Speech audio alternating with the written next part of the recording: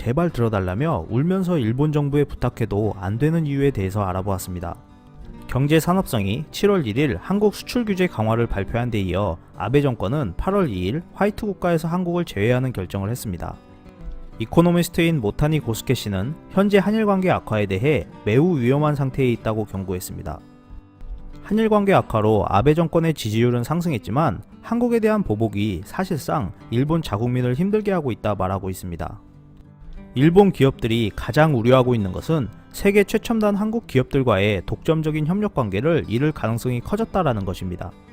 삼성의 부품 및 원자재를 수출하고 있는 일본 업체는 이러한 협력 때문에 기술적 진보를 얻고 있었습니다.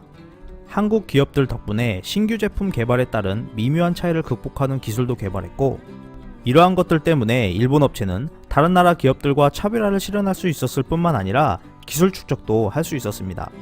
하지만 앞으로 삼성 및 SK 하이닉스 등 한국 기업들이 신제품을 직접 개발할 때 일본 기업들을 배제할 방침으로 알려졌습니다. 한국 기업들의 이러한 계획은 일본 기업의 미래를 암울하게 하고 있습니다.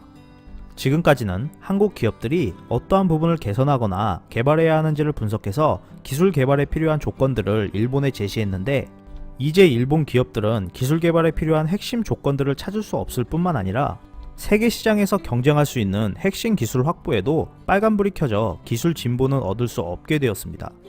한마디로 일본 기업의 세계 최고 수준의 원청 회사가 없어졌다고 할 수 있는데요.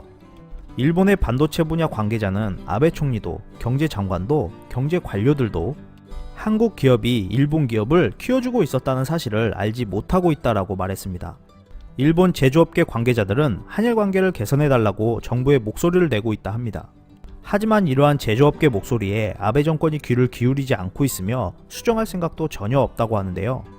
일본 기업이 큰일입니다. 한일 관계를 개선합시다 라고 제조업계 관계자들이 호소해도 경제 관료들은 아베 총리와 세코 장관이 무서워서 말을 할 수 없는 상황이라고 합니다.